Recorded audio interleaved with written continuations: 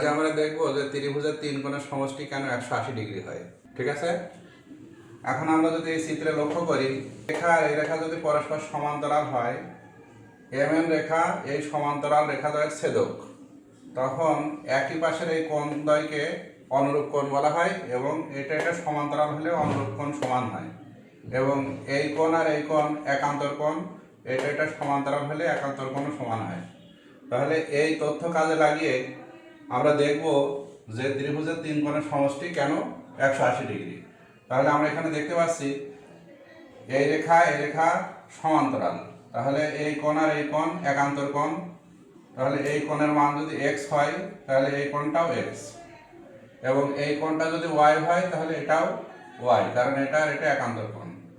আর এই কোণটা যদি z হয় তাহলে আমরা দেখতে পাচ্ছি x যোগ y যোগ z, এই তিনটা কোণ মিলে একটি সরল রেখা তৈরি করে বা সরল কোণ হয়।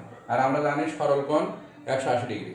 সুতরাং ত্রিভুজের তিন কোণের সমষ্টি 180 ডিগ্রি।